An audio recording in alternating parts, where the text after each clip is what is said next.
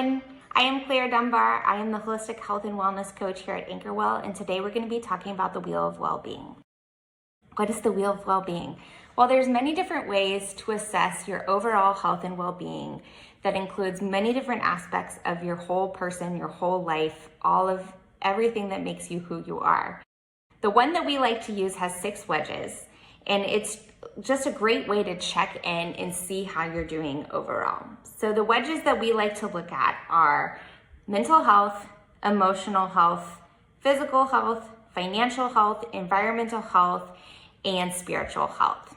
So what you do is look at your wedges, think through, where am I today right now on a scale of 1 to 10, 1 being the lowest level of health and well-being and 10 being your highest level of health and well-being for each of these wedges.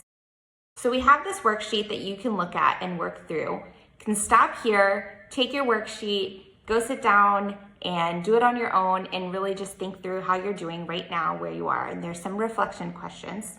Or you can stay tuned, keep listening, and I'm going to talk through each of these wheel wedges and some of these questions too.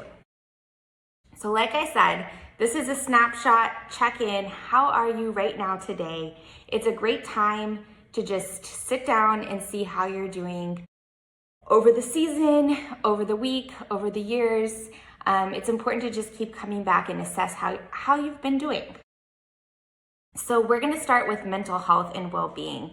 When we're thinking about our mental health and well-being, we're thinking about how we are. What's our level of stress? Are there any things that keep coming up for us? How is our level of peace?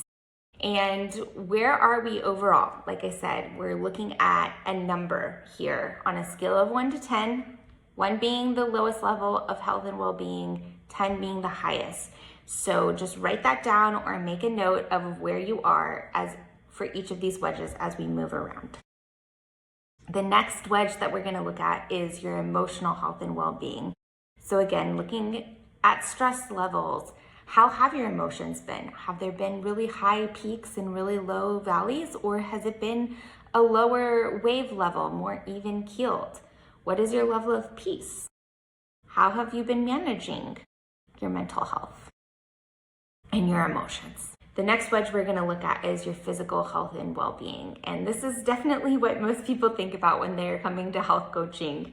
And it is everything about your physical body, from your nutrition to your movement levels to your hydration and sleep. All of that of your actual physical body is all in this wedge. So what is that level at today, right now? How are you feeling in your physical health and well-being? The next wedge we're looking at is financial health and well-being, which a lot of people don't think about when they're thinking about overall health and well-being, but it definitely contributes. So think through, how are you managing your finances? How do you feel about the way you're managing? How are you doing in terms of your generosity? What things might you need to pay more attention to?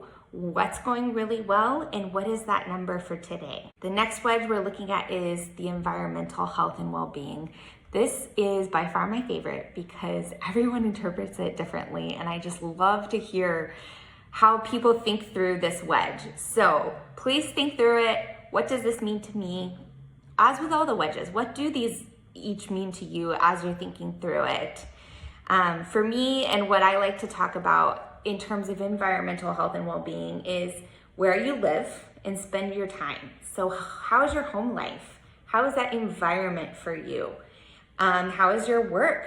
How is that environment? Do you feel like you're thriving in those environments and the places that you spend a lot of time?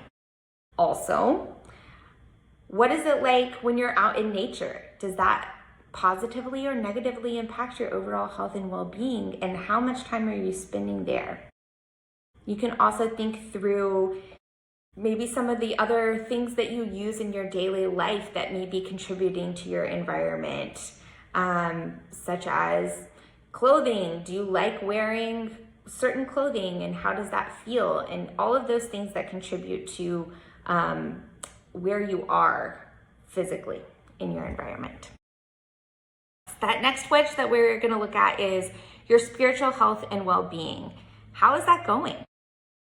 Is there time and space in your day, your week, your month for your spiritual life? Is this going well, or do you feel like you want to spend more time here? And again, just assess where you are on a scale of 1 to 10.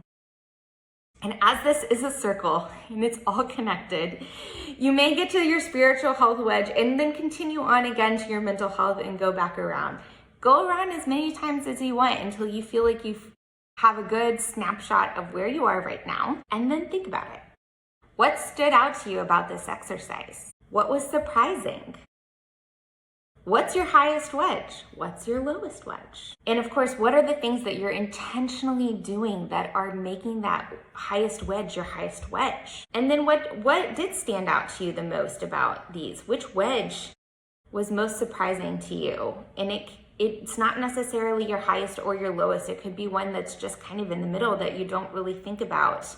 And maybe that's something that you can start thinking about. And then what's one thing that you could do to increase one of these wedges? Just by putting some time and attention on just one wedge will positively impact your overall health and well-being. If you think of this wheel like a balloon, when you're blowing up a balloon, it's going to continue to get bigger no matter what part of the wedge you're focusing on. Or if you think of it as a ripple effect, if you drop a rock in a pond, it's going to ripple and continue to grow and grow and grow. And that's how this wheel works. So even if your numbers are all lopsided, it's all connected, and just starting to focus a little bit at a time in some key areas can improve everything overall. So thanks for checking in. Thanks for taking the time to work through this. Take this worksheet, take this video, come back to it as many times as you want. It's a great tool to use throughout your day and your year.